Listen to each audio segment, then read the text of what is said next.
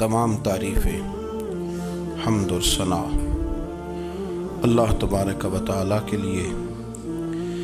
दुरूद व सलाम नबी अकरम नूर मुजस्सम शफ़ी मुअज़्ज़म अहमद मुज्तबा जनाब हज़रत मुहम्मद मुस्तफ़ा सल्लल्लाहु ताला अलैहि वसल्लम की ज़ाते वाला सिफ़ात के लिए हम्द व सलात के बाद अल्लाह करीम ने कुरान मजीद फ़ुरक़ान हमीद के दूसरे पारे के अंदर इरशाद फरमाया कि वल्लज़ीना आमनू अशद्दु हुब्बन लिल्लाह, फरमाया वो लोग जो ईमान लाए वो अपने रब से शदीद मोहब्बत करते हैं। अपने मालिक से, अपने राज़िक से, अपने खालिक से उनका मोहब्बत का रिश्ता है और वो शदीद प्यार करते हैं। दूसरी जानिब नबी पाक सल्लल्लाहु ताला अलैहि वसल्लम ने फरमाया, बुखारी मुस्लिम में मारूफ और मशहूर और उम्मत की जान है वो हदीस कि सरकार ने फरमाया कि तुम में से कोई उस वक़्त तक मोमिन ही नहीं हो सकता जब तक अपनी हर चीज़ से बढ़कर मुझसे प्यार न करे। अल्लाह से भी मोहब्बत करनी है और अल्लाह के रसूल से भी मोहब्बत इस्लाम जो है ये मोहब्बत का दीन है। मोहब्बत जो होती है ये पूरे आलम को फतह कर देती है। मोहब्बत फातिह आलम होती है। नफ़रत से आप कोई कामयाबी हासिल नहीं कर सकते। मोहब्बत एक ऐसी चीज़ का नाम है जो आपको दुनिया और आखिरत की तमाम कामयाबियां दे देती है। मोमिन जो होता है ना, मोमिन, इसका खमीर ही मोहब्बत से बनाया गया है। मिशकात में हदीस है, नबी पाक अलैहिस्सलाम ने फरमाया काल अल मुमिनु मालफुन, फरमाया ये जो मोमिन होता है ना ये मोहब्बत वाला होता है। और हुजूर फरमाने लगे उस बंदे में कोई खैर ही नहीं, उसमें कोई भलाई ही नहीं जो ना मोहब्बत करे और ना उससे मोहब्बत की जाए। मोमिन मोहब्बत वाला होता है, उल्फत वाला होता है, प्यार वाला होता है, प्रेम वाला होता है। वो बंदे में भलाई ही नहीं जो ना प्यार करे और ना कोई उससे प्यार किया जाए। मोहब्बत का फ़रोग़ हुस्न है दीन का। आप देखें ना, नबी पाक सल्लल्लाहु अलैहि वसल्लम ने सहाबा के बारे में फरमाया कि मेरे सहाबा से इसलिए मोहब्बत करो कि ये मेरे सहाबा हैं। अहले बैत नबुव्वत का मामला आया तो नबी पाक सल्लल्लाहु ताला अलैहि वसल्लम ने अपने अहले बैत नबुव्वत को चादर के नीचे छुपा के और फिर हाथ उठा के कहा, ए अल्लाह ये मेरे अहले बैत हैं, मैं इनसे मोहब्बत करता हूँ, तू भी इनसे मोहब्बत फरमाना। आप ज़रा गौर करें कि ये मोहब्बत कहाँ कहाँ पहुँचती है। अल्लाह से, अल्लाह के रसूल से, हुजूर के सहाबा से बात अहले बैत तक आई तो कहा है अल्लाह मैं इनसे मोहब्बत करता हूँ, तू भी इनसे मोहब्बत फरमा, और मेरे मालिक जो जो इनसे मोहब्बत करे तो उन सब से भी मोहब्बत फरमा। फ़रोग़ मोहब्बत, अशात मोहब्बत, तबलीग मोहब्बत बड़ा ज़रूरी काम है। लेकिन एक तो ये थी कि दीन के मामले में मोहब्बतें जो शरई मोहब्बतें कहलाती हैं, और एक हैं हमारी तबी मोहब्बतें। हुज़ूर सल्लल्लाहु अलैहि वसल्लम ने हमें हुक्म दिया है, फरमाया अपनी बीवी से बुग़्ज़ ना रखना। इसका माना ये हुआ कि कुछ लोग ऐसे हैं जो बीवी का बुग़्ज़ भी पाल लेते हैं। मुकाबला हो रहा होता है मियाँ बीवी का, बहस हो रही होती है, एक दूसरे के खिलाफ दलाइल जमा हो रहे होते हैं, एक जंग मची होती है। फरमाया उससे बुग़्ज़ ना रखना। कोई आदत ना पसंद हो तो वो आदत देख लेना जो तुम्हें पसंद है, अदावत ना पैदा करना। हाँ, दीन ज़ारे बेजारी का हुक्म देता है पर उनके साथ जो रब रसूल के दुश्मन है। बाकी फ़रोग़ मोहब्बत में अपना किरदार अदा करो। देखे ना, हुज़ूर सल्लल्लाहु अलैहि वसल्लम ने फरमाया जिसने मोहब्बत के साथ माँ बाप का चेहरा देखा अल्लाह उसे कामिल हज का सवाब अता करेगा। लेकिन हदीस में जो हुजूर ने शर्त लगाई उस शर्त का ख्याल रखना है। किस तरह चेहरा देखना है? फरमाया माँ बाप का चेहरा देखो। किस तरह? अच्छा, ये हदीस बताती है कि कुछ लोग ऐसे हैं जो चेहरा देखते हैं पर मोहब्बत से नहीं देखते। अब्बा जी की कुछ बातें कड़वी भी लगती हैं ना, تو कई दफ़ा कुछ बच्चे चेहरा देखते हैं पर मोहब्बत से नहीं देखते, तो हुजूर ने फरमाया तू मोहब्बत से चेहरा देख, तेरे रसूल का वादा है रब मकबूल हज का सवाब देगा। सहाबी अर्ज़ करने लगे या रसूल अल्लाह सल्लल्लाहु अलैहि वसल्लम अगर मैं 2 दफ़ा देखूं? तो हुजूर ने फरमाया 2 हज का सवाब। उसने कहा हुजूर मैं दिन में 3 दफ़ा देखूं? तो फरमाया 3 हज का सवाब। उसने चौथी बार की बात की तो हज़रत अबू हुरैरा फरमाते हैं हुजूर ने फरमाया तू जो पूछता रहेगा और मैं बताता रहूँगा तो बात ख़त्म ना करें। हुजूर हुक्म करें, फरमाया तू 100 दफ़ा देख अल्लाह 100 हज का सवाब अता करे। बात को ख़त्म करते हैं। तू जितनी दफ़ा देख अल्लाह तुझे उतने हज का, शर्त यह है कि ज़रा प्यार से देख, ज़रा मोहब्बत से देख। नफ्सियात का डॉक्टर बूढ़ों को नींद की दवाई क्यों देता है? वो इसलिए देता है कि उनके बच्चे उन्हें वक्त नहीं देते। बच्चे को बहलाया जा सकता है, बूढ़े को बहलाया नहीं जा सकता। इसलिए कि जो बूढ़ा होता है ना उसके पीछे पूरी एक दास्तान ज़िंदगी होती है, तारीख होती है। वो कभी किसी चीज़ का मालिक रहा है, सरबराह रहा है। ओल्ड हाउस पाकिस्तान में तेज़ी से इसलिए बन रहे हैं कि बच्चों की जो ख़ास उल्फत थी ना माँ बाप से वो रही नहीं। वरना अगर एक वालिद 6 बच्चों का ख्याल रख सकता था तो 6 बच्चे मिलके एक बाप को भी तो संभाल सकते थे ना, माँ का भी ख्याल कर सकते थे ना। मोहब्बत का फरोग जब हो, आप माँ बाप को टाइम दें, उनके पास बैठें, उनके साथ थोड़ा वक्त बिताएं, सारे मामला ठीक हो जाएंगे। हमारे मुआशरे में ना तेजी से नफरत का फरोग हुआ है, नफरत का फरोग। पता है इस्लाम ने गीबत से क्यों मना किया है? गीबत का माना ये नहीं है कि किसी बंदे में कोई ऐब नहीं पाया जाता था तो आपने वो बयान कर दिया, ये गीबत नहीं, ये तो बहतान है। किसी में कोई ऐब ना पाया जाए तो वो बयान करना वो गीबत नहीं, वो तो बहतान है। गीबत की तफसील ये है, तशरीह ये है, गीबत की तारीफ ये है कि किसी में कोई ऐब पाया जाता था, आपने वो उसकी गैर मौजूदगी में डिस्कस किया तो इसका नाम गीबत है। वो ऐब था, आप सच ही बोल रहे थे, आप ठीक कह रहे थे, ऐब वाकई था। पर इस्लाम इसको पसंद नहीं करता। इस्लाम कहता है कि अगर तू समझता था ये ऐब है तो जाके उसकी तबलीग कर, उसको बता, उसको कह मियाँ ये गलती छोड़ दे, तूने डिस्कस क्यों किया? आप किसी शख्स के पास बैठे और किसी दूसरे आदमी की तारीफ करें, आप कहें कि बड़ा अच्छा है, बड़ा बामुरव्वत है, मेहमान नवाज है, बाइखलाक है, वादे को वफा करने वाला है, दयानतदार है, सच बोलता है, आप तारीफें करें। आप किसी के सामने तारीफ करेंगे ना तो बंदा कहेगा यार किसी दिन मुलाकात तो करा, और जब वो मिलेगा तो उसकी आंखों के अंदर एक खास कशिश होगी, प्यार होगा, मिलने को जी चाहेगा, एक खास राहत होगी। ये कब होगा? जब आपने किसी की तारीफ कर दी। लेकिन अगर आप किसी की गीबत करेंगे, किसी के बारे में कहेंगे बड़ा गलत है जी, लूट लेता है जी, चोर है जी, फासिक है जी, तो बंदा अगर कभी मिल भी गया तो उससे सलाम लेने को दिल।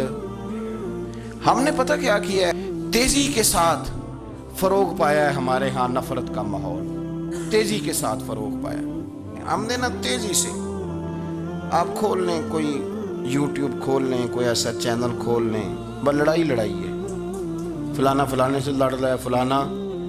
मजहबी लोगों की मैं मिन्नत करता हूँ कि खुदारा दीन को इस तरह का माहौल तो ना आप दें कि लोग कहें कि इनमें कोई शैतान है ही नहीं, फलाना फलाने का जवाब दे रहा है, फलाना फलाने का, और बाजारी जुबान इस्तेमाल की जा रही है। और ठीक है, मुसलमान जो तय थे लोगों ने तो उनको भी छेड़ना शुरू कर दिया, और तज़हीक की जाती है, लफ्ज इस तरह के इख्तियार किए जाते हैं जो वैसे ही वज़ादार आदमी बोलना पसंद नहीं करते। क्या आप अपनी शक्ल दिखा रहे हैं कुफर को कि यहाँ नफरत ही नफरत है, और वो बातें जिनको बिल्कुल छेड़ना नहीं चाहिए था उन पर भी आप कलाम करते हैं।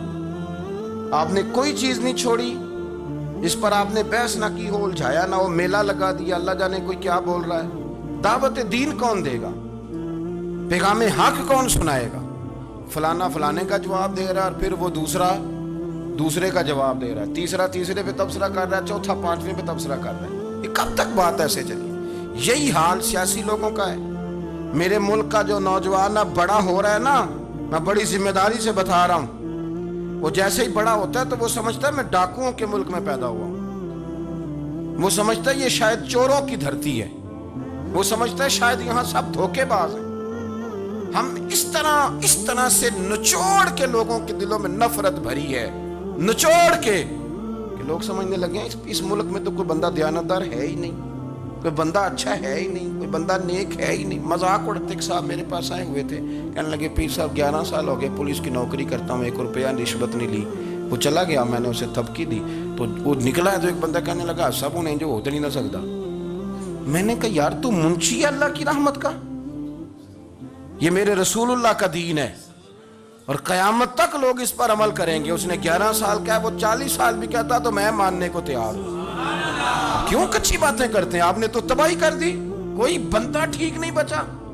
ایسے میلہ لگا ہوا ہے، اس دھرتی کو آپ برا کہتے ہیں، اس کو چوروں کی اور ڈکیت کی اور فرار لوگوں کی آپ دھرتی کہتے ہیں۔ یہ وہ دھرتی ہے جس نے داتا گنج بخش علی حجویری جیسے لوگ رکھے ہوئے ہیں، یہ وہ دھرتی ہے جہاں بابا فرید جیسے لوگ بستے ہیں۔ کیا بات کرتے ہیں صاحب، یہ اتنے بزرگ ترین لوگ یہاں بستے ہیں اور آپ کیا بات کرتے ہیں؟ اور دیکھیں میں بالکل ہی غیر سیاسی اور غیر جانبدار رہتا ہوں ملکی معاملات میں، لیکن جس شخص نے پاکستان کو ایٹمی قوت بنانے کے لیے، اب تو بڑی عمارت ہو گئی ہے، غربت میں جس بندے نے کام شروع کیا تھا کہ ایٹمی طاقت بن جائے، اس نے کوئی کام کیا کہ نہیں کیا؟ آپ کو پاورفل بنایا کہ نہیں بنایا؟ کبھی تبصرہ ہوتا ہے اس پر بھی؟ ہمیں لاکھ اختلاف صحیح، ہم بھی بات کرتے ہیں مخالفت میں، لیکن تباہی نہیں اتار دی ہم نے، توہین کر کر کے، نفرت پھیلا پھیلا کے۔ اس سے پہلے جو حکومت گئی شاید اس کا سب سے بڑا مخالف میں ہوں، لیکن ایسا نہیں ہے کہ انہوں نے کوئی کام بھی ایسا نہیں جو اچھا نہ کیا ہو، ایسا نہیں ہے۔ میں ملک بھر میں سفر کرتا رہتا ہوں، میں دیکھتا ہوں بہت ساری جگہیں ایسی ہیں، بہت سارے دیہات ایسے ہیں جس میں بڑے بڑے شاندار روڈ بنائے گئے، کام کیا گیا۔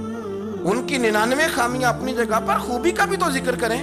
یہی حال اس گورنمنٹ کا ہو رہا ہے، لاٹھ لے کے لوگ ہیں، یہ بھی گندا وہ بھی گندا۔ آپ کس طرح کی بات کر رہے ہیں؟ آپ نے تو ملک کو یہ نام دے دیا ہے کہ یہاں کوئی اچھا انسان بستا ہی نہیں، مولوی ہیں تو سارے برے ہیں، پیر ہیں تو سارے برے ہیں۔ کیا بات کرتے ہیں صاحب، یہ میرے رسول اللہ کی قوم ہے، یہ نبی پاک کی امت ہے، اور حضور نے فرمایا میری امت کبھی گمراہی پر جمع نہیں ہوگی۔ یہ نہیں ہو سکتا سارے لوگ ہی غلط ہو جائیں، لیکن ہم نے تباہی اتار دی۔ جس کے ہاتھ میں سپیکر آتا ہے وہ سب کی پگڑیاں اچھالنا ضروری سمجھتا ہے، جس کے ہاتھ میں قلم آتا ہے وہ کہتا ہے چونکہ میں لکھ رہا ہوں تو میں اکیلا ٹھیک ہوں، باقی سارے غلط ہیں۔ محبت کو فروغ دیں، پیار کریں، اخوت کا رنگ دیکھیں۔ حاتم طائی کی بیٹی مجرم بن کے آئی تھی، مجرم بن کے کلمہ نہیں پڑھتی تھی، اور اس کو سامنے کھڑے کر کے میرے نبی پاک نے فرمایا تیرا باپ کلمہ نہیں پڑھتا تھا پر اس میں عادتیں اچھی پائی جاتی تھی، اس کی صفات ٹھیک تھیں۔ یعنی حضور تعریف کر رہے ہیں، نبی پاک تعریف، اور ہماری زبان گونگ ہو جاتی ہے تعریف کی دفعہ۔ ہم تو جو میری بات مان گیا وہ بندہ ٹھیک ہے، اور جس نے میری بات نہیں مانی وہ بندہ درست ہے، یہ گونگ ہو جاتا ہے ہمارا مزاج۔ اپنی زندگی میں اچھے الفاظ ادا کریں، اولیاء اللہ کے بارے میں، ان لوگوں کے بارے میں جو مسلمہ بزرگ ہیں، ہمارے امت کے مسلمہ بزرگ ہیں، ان کے بارے میں ہم ایسی کمزور باتیں کرتے ہیں جن کا سرے سے کوئی وجود نہیں، سرے سے کوئی داستان نہیں ان لوگوں کی۔ تو یاد رکھیں میرے عزیز، میرے رسول کریم صلی اللہ تعالی علیہ وآلہ وسلم نے جو ہمیں دین دیا وہ محبت والا دین ہے، وہ پیار والا دین ہے، وہ اخوت والا دین ہے۔ اس میں پیار کریں گے، پیار آگے لے کے جائیں گے، پیار کو فروغ دیں گے۔ سنیں حدیث میرے نبی پاک علیہ السلام نے فرمایا قیامت کے دن رب کریم فرمائے گا کہاں ہیں وہ لوگ؟ منادی اعلان کرے گا میدان محشر میں، کوئی آدمی اعلان کر وہ کہاں ہیں لوگ؟ اور تو کس کو ڈھونڈ رہا ہے؟ فرمایا مجھے رب نے بھیجا ہے کہ وہ بندے ڈھونڈ کے لاؤ جو دنیا میں میری رضا کے لیے ایک دوسرے سے محبت کیا کرتے ہیں، وہ بندے ڈھونڈ کے لاؤ۔ بندے ڈھونڈے جائیں گے، یا رسول اللہ رب ان کا کیا کرے گا؟ تو نبی کریم صلی اللہ علیہ وسلم فرمانے لگے رب فرمائے گا تم دنیا میں میری رضا کے لیے ایک دوسرے سے پیار کرتے تھے، آج میرے عرش کے سائے کے علاوہ سایہ کوئی نہیں، آج میں تمہیں اپنے عرش کے سائے میں جگہ عطا کروں گا۔ میری رضا کے لیے پیار کیا تم نے، میری رضا کے لیے محبت۔ خدا را تھوڑا تھوڑا لوگوں سے پیار شروع کریں۔ آپ یقین کریں وہ پولیس والے سے آپ کہیں نا کہ تو اپنا رویہ ٹھیک کر، تو کہتے تو انہیں پتہ نہیں بندے کس طرح دا ساڑھنا سلوک کرتے ہیں۔ وہ بھی مطمئن ہے. وہ کہتا ہے اگر میں گالی گلوچ کر رہا ہوں تو میں ٹھیک کر رہا ہوں. وہ کہتا ہے یہ لوگ لائے کی سے. آپ دیکھ لیں, آپ سمجھ لیں چیزوں کو. میں نے ڈاکٹر صاحب سے کہا کہ تھوڑی سی آپ لوگوں سے شفقت کریں, غریب لوگ آتے ہیں تو کہتے ہیں مفت دوائی دیں تو یہ بیچ دیتے ہیں جا کے. ہر شخص نے ایک دوسرے کے خلاف کہانی بنا لی, نفرت کے لیے کوئی نہ کوئی پلان کر لیا. ہمیں باتیں مل گئیں, ہم نے داستان سرائی کر لی, ہم نے اپنے ذہن کو اکٹھا کر لیا. مجھے بتلاؤ نا یار, اگر رسول کریم صلی اللہ علیہ وسلم اور باقی انبیاء بھی قوموں کے بارے میں یہ سوچتے کہ یہ بڑے ظالم ہیں, یہ بڑے چور ہیں, یہ بڑے ڈکیت ہیں, یہ بڑے غاصب ہیں, یہ کافر ہیں, منافق ہیں, تو بھلا ہو سکتا تھا, لوگوں کا فائدہ ہو سکتا تھا. وہ لوگ بڑے بڑے سخت گیر تھے, پر محبوب نے فرمایا وہ جو کریں گے وہ ان کا انداز, اور ہم جو کریں گے وہ ہمارے رب نے ہمارے ذمے لگا کے بھیجا ہے. اپنی زندگی میں تلاش کریں اور پیار کریں اور اچھے لفظوں سے لوگوں کو یاد کریں اور خوبصورت لہجہ اختیار کریں اور ٹھنڈی اور اچھی باتیں کرنے کی کوشش کریں اللہ کی رضا کے لیے, اللہ کی رضا کے لیے, اللہ کے بندوں سے پیار. یارو دیکھو, عورت ہو طوائف, زندگی ساری بیت جائے گناہوں میں, لیکن میرے نبی پاک فرماتے ہیں وہ رب کی رضا کے لیے کتے سے بھی پیار کر لے تو رب اسے جنت عطا کر دیتا ہے. کتے کو پانی پلا گئی, پر پلا گئی نا اللہ کی رضا کے لیے, اسے کوئی فائدہ تو نہیں تھا نا, وہ اللہ کی رضا کے لیے پلا گئی. تو رب کریم نے اس کے سارے گناہوں کو, کسی سے پیار تو کرے, خدا را کسی سے پیار تو کرے. اس سال میرے گاؤں کے میلے کی بھیڑ میں جو گم ہوا وہ ایک بھکارن کا لال تھا. اس غریب کو تلاش تھی متاع خلوص کی, اور مخلوق چپ رہی کہ یہ مشکل سوال تھا. یار کوئی شخص ایسا بچا ہی نہیں جس سے لوگ امید کریں, توقع کریں کہ مجھے یہ اپنا کندھا دے گا, میں سر رکھ کے رو لوں گا. کوئی ایک ایسا شخص ملا ہی نہیں جس کے بارے میں لوگ کہیں کہ بڑا مخلص ہے. یار اتنی بڑی میرے محبوب کی امت, ہر حکومت غلط, ہر شخص غلط, ہر بندہ برا, ہر جماعت پوری. اللہ کی رضا کے لیے کچھ لوگوں کے لیے فروغ محبت کا بھی فریضہ سر انجام دیں. کیسے لوگوں کو یہ بات سمجھائی جائے؟ حضرت ابو ادریس خولانی رضی اللہ تعالیٰ عنہ تابعی ہیں. حافظ منذری نے الترغیب و ترہیب میں لکھا ہے, فرماتے ہیں کہ حضرت ابو ادریس خولانی کہ میں دمشق کی جامع مسجد میں گیا تو میں نے ایک چمکدار چہرے والا, سیاہ داڑھی والا, چمکتے دانتوں والا خوبصورت نوجوان نبی پاک کی حدیثیں بیان کرتا دیکھا. اس کے چاروں جانب حضور کے غلام بیٹھے تھے.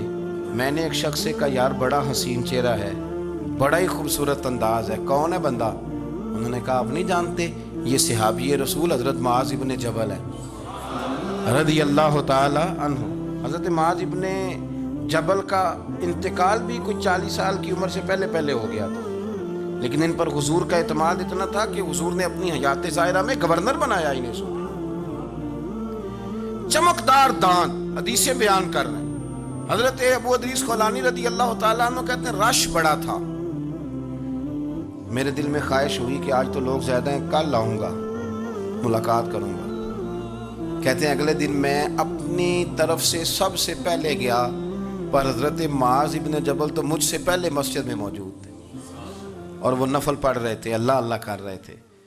تو میں نے ان کے ساتھ سلام لی.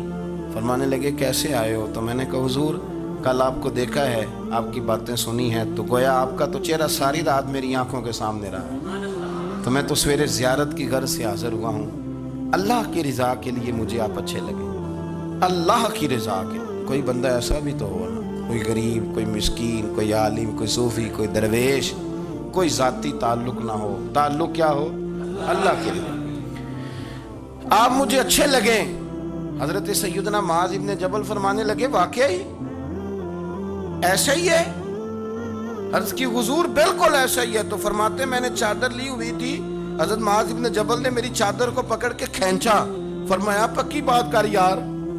میں نے کہا حضور پکی کر رہا ہوں. تو فرمانے لگے سن, پھر میں نے نبی کریم سے سنا ہے, رسول کریم علیہ السلام نے فرمایا جو دو بندے رب کی رضا کے لیے پیار کرتے آپس میں, اللہ ان دونوں سے محبت فرماتا ہے. سن پھر اس کو یاد رکھنا, اللہ ان دونوں سے محبت کرتا ہے. حضرت ابو ادریس خولانی سے کوئی پوچھتا تھا نا کہ دنیا میں جانا ہے تو سرمایہ کیا ہے, تو فرماتے تھے یہ جو میں نے چادر لی ہوئی ہے نا, اس چادر کے اندر میرا وجود ہے, اور وجود کے اندر میرا دل ہے, اور دل کے اندر میں نے حضرت معاذ ابن جبل کو رکھا ہوا ہے. میں نے وہاں ان کا ٹھکانہ بنایا ہوا ہے، وہاں ان کا ٹھکانہ ہے۔ یہ دوڑی نکتہ چی ہے، کہیں چھپ کے بیٹھ جا، اور جس دل میں تو مکی ہے وہیں چھپ کے بیٹھ جا۔ اقبال کہتے ہیں جس دل میں تو مکی ہے وہیں چھپ کے بیٹھ جا۔ دوستو، رسول اللہ صلی اللہ علیہ وسلم کے غلاموں نے مالک کی رضا کے لیے لوگوں سے پیار، فروغ محبت میں کردار ادا کیا، اور بہترین کردار۔ آپ اپنی زندگی میں کچھ چیزیں ایسی بنائیں جن میں فقط اللہ کی رضا کے لیے محبت، خالق کی رضا کے لیے پیار، خالق کی رضا۔ آپ یقین کریں اگر تھوڑا تھوڑا کر کے ہم اس محبت کو فروغ دیں نا اپنے دلوں میں، تو بہت سارے بادل چھٹیں گے۔ ہم نے نا وہ تیزی سے دولت کو، لالچ کو، میں اکثر کہتا ہوں کہ میاں بیوی کا جو رشتہ ہوتا ہے نا، اس کو اللہ پاک نے نا قرآن پاک میں اپنی نشانیوں میں سے ایک نشانی قرار دیا ہے۔ ان دونوں کی وجہ سے گھر چلنا ہے، بچوں کی پرورش ہونی ہے، نظام زندگی۔ آپ گھر سکون کے لیے جاتے ہیں، اطمینان کے لیے۔ آپ اپنے گھر کے اندر جیسے بھی ہوں، آپ کہتے ہیں یہاں مجھے کوئی پریشانی، یہ میرا اپنا بیڈ ہے، اپنا بستر ہے۔ لیکن اگر اسی رشتے میں جب آپ بیج بوئیں تو سب سے پہلے دولت کا بوئیں۔ اگر لڑکے والے یہ لالچ کرتے ہیں نا لڑکی کیا لے کے آئے گی، تو لڑکی والوں کا بھی لالچ ہوتا ہے کہ لڑکا کماتا کیا ہے۔ ان کو بھی پتا ہوتا ہے کہ کتنے پیسے لاتا ہے، کیا کمائی ہے، کتنا کو جھاڑو پھیر لیتا ہے۔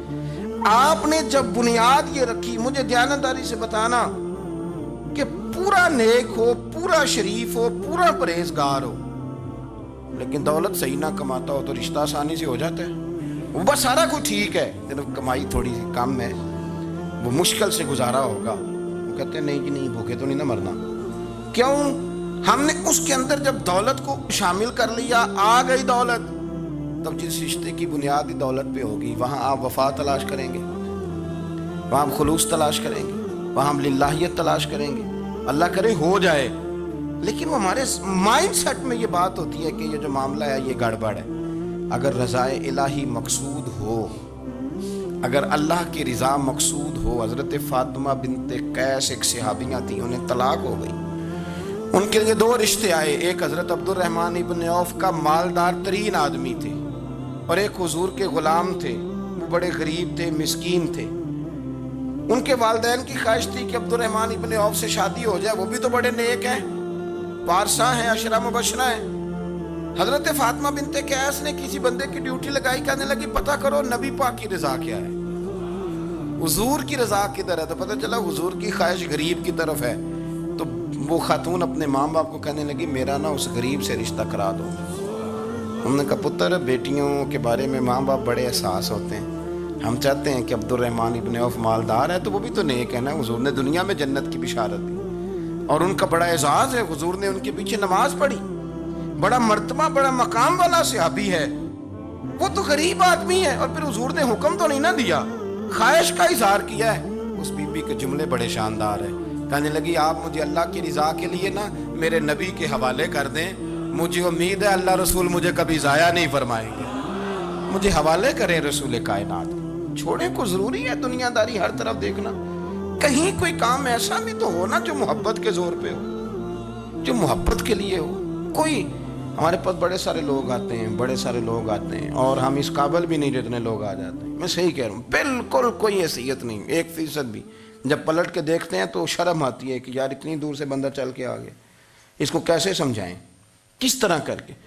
تو ایک آدھ دن پہلے ایک بزرگ آ گئے، اور وہ اچھے صاف ستھرا ان کا مزاج تھا، بڑے شاندار، تو میں زیارت کے لیے ہوں، تو میں نے کہا زیارت شیارت والا تو کھاتا کوئی نہیں، چلو آپ آ گئے ہیں تو کوئی حکم کریں۔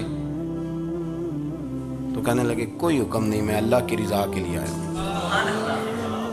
یہ کوئی تقریر نہیں تھی، ایک خطبہ نہیں تھا، نہ ان کے سامنے سپیکر تھا، نہ وہ شور کر رہے تھے، نہ وہ نعرے لگوا رہے تھے، نہ وہ ہاتھوں پہ ہاتھ مار رہے تھے۔ اور اس بندے نے کہا اللہ کی رضا کے لیے آیا ہوں، تو وہ بھی رو پڑے تو میں بھی رو پڑا، ختم ہو گئی بات۔ اب بات کو سمجھیں، یہ اتنا تگڑا رشتہ ہے نا یار۔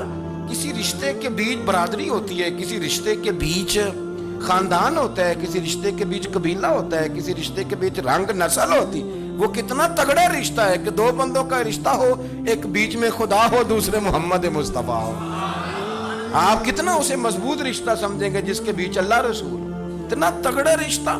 اتنا مضبوط تعلق، اتنی وسعت اس کے اندر اللہ کی رضا کے لیے۔ حضرت موسیٰ کلیم اللہ علی نبینا علیہ الصلوۃ والسلام سے رب کریم نے فرمایا، کہا اے موسیٰ میری رضا کے لیے بھی کوئی کام کیا ہے؟ موسیٰ علیہ السلام نے عرض کی یا اللہ میں نے تبلیغ کی، تو فرمایا وہ تو آپ کی ذمہ داری تھی۔ امام غزالی نے روایت لکھی ہے، اے اللہ میں نے آپ کے تمام احکامات پہ عمل کیا، موسیٰ وہ تو آپ نے کمال کیا، اللہ کے پیغمبر ہیں، میری رضا کے لیے تو یا اللہ تیری رضا کے لیے کیا ہے؟ تو رب کریم نے فرمایا کسی بندے سے صرف اس لیے پیار کیا ہے کہ وہ اللہ کا بندہ ہے، فقط اس لیے پیار کیا ہو کہ وہ اللہ کا بندہ ہے، فقط اس لیے۔ میرے عزیز آپ بات کو سمجھیں، زندگی میں فروغ محبت پر کچھ کام کریں، کچھ تھوڑا سا کوشش کریں گرد جھاڑنے کی، کچھ گرد جھاڑنے کی۔ ہم نے نا ایک سٹیٹس بنا لیا ہے، اب تو مسلمان پہلے فرقوں میں بٹے، قبیلوں میں بٹے، اب شہروں میں بٹ گئے۔ آپ کبھی گجرانوالا کے لوگوں سے پوچھو نا گجرات، تو کہنے ہو گجرات والے تو اللہ بچائے، کہتے ہیں کہ نہیں؟ گجرات کے لوگوں سے پوچھے گجرانوالا تو کہتے ہوتے کھاندے ہی بڑا نہیں، کس کی بات کرنا ہے؟ تو گجرانوالا والوں سے پوچھیں لاہور والے کہتے توبہ لاہوریا جی۔ صحیح کون ہے؟ کوئی بھی نہیں۔ کیوں؟ اس لیے کہ ہم نے ہر شہر کے لیے کہاوت بنا لی ہے۔ میں صحیح کہہ رہا ہوں، ہر قبیلے کے لیے کوئی نہ کوئی، یہ ہم نے ظلم کیا اپنی جان، یہ ہم نے زیادتی کی، کہانیاں بن گئی، کہاوتیں بن گئی، شہروں کے لیے، علاقوں کے لیے، قبیلوں کے لیے۔ مقصود کیا تھا؟ کسی طریقے سے نفرت پروان چڑھے۔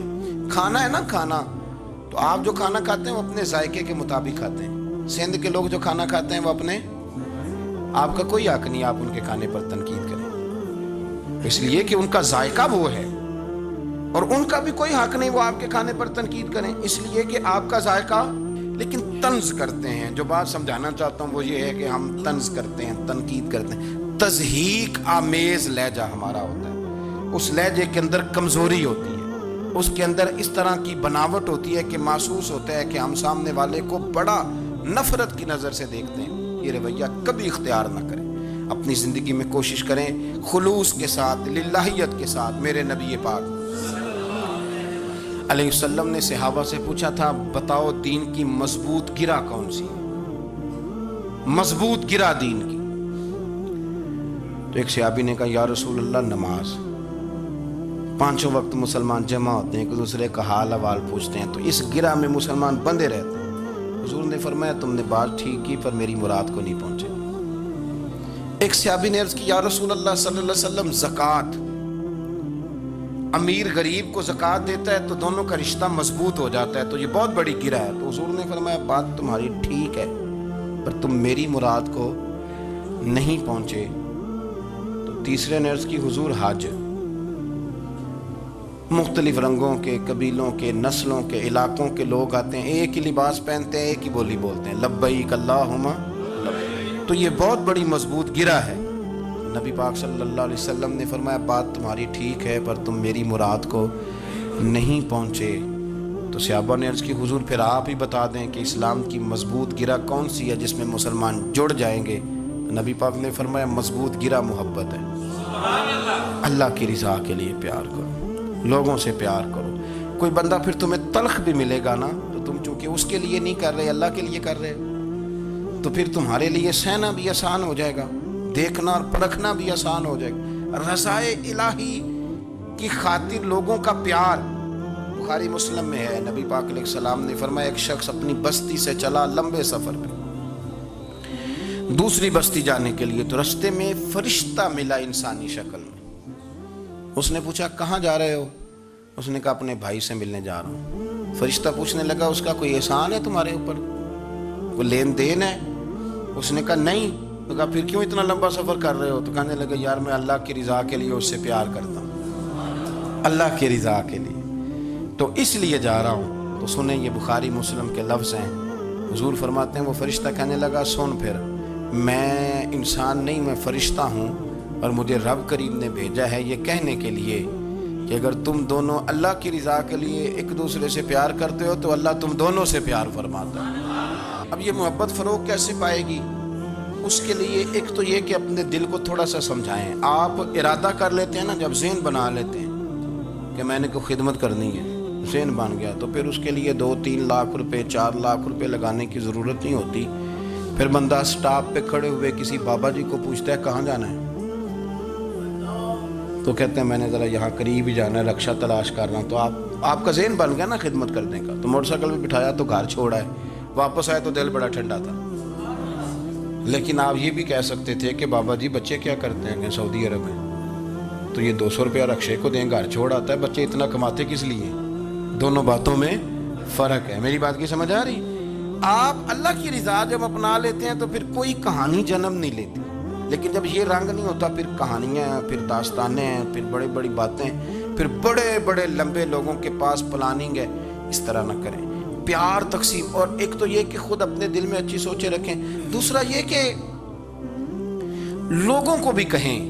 جب آپ کے سامنے لوگ بات کر رہے ہوتے ہیں نا، میرے سامنے ایک صاحب نے کہا کہ وہ ہمارے جو محلے کی مسجد ہے نا، اس کا خزانچی مولوی صاحب کے ساتھ مل کے 40 لاکھ روپیہ کھا گیا.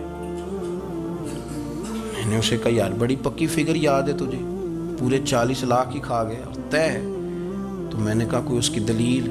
کہنے لگا جی وہ بڑے پیسے کھائے ہیں، سب کو پتہ ہے. میں نے کہا سب کو پتہ ہونا کام نہیں، اس پر باقاعدہ شرعی گواہ ہونے چاہیے. کہہ دیتے ہیں نا. میں نے اسے کہا کہ چلو چھوڑو ساری باتیں، تم نے کتنے دیے تھے؟ کہنے لگا میں نے تو کوئی نہیں دیا. تو میں نے کہا اگر تو نے کو دیا تو چل میرے ساتھ، میں تیرے تو واپس کراؤں، اور اگر تم نے نہیں دیا تو پھر اللہ سے ڈر. اس لیے کہ بہتان بڑا سخت جرم ہے. صبح قیامت اس کا بڑا سخت حساب دینا پڑے. اللہ سے ڈر. یہی حال ہماری اخباریں کرتے ہیں، جس کے اوپر مرضی جو مرضی ڈال دیا، کون سا کسی نے پوچھنا ہے؟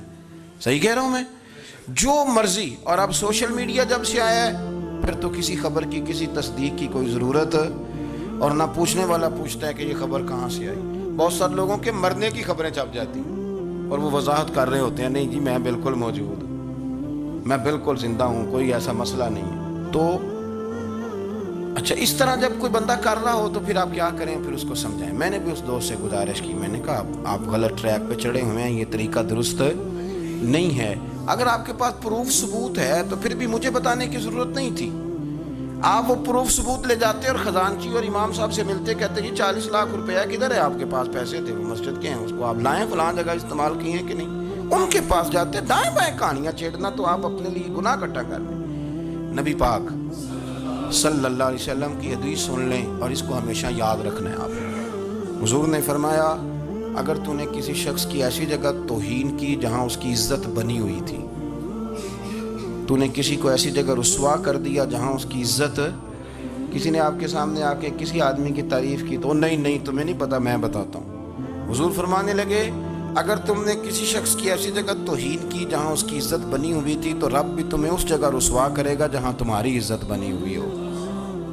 اللہ کی رضا کے لیے ایک تو خود پیار کریں، دوسرا لوگوں کو بھی سمجھائیں، قائل کریں کہ یار یہ انداز درست نہیں ہے، تجھے تحقیق نہیں پوری بات کی، تو تحقیق کر. دعا کرتا ہوں اللہ میرے ملک کو، میرے وطن کو، امت مسلمہ کو محبت، پیار اور خلوص کی توفیق عطا فرما. آخر دعوانا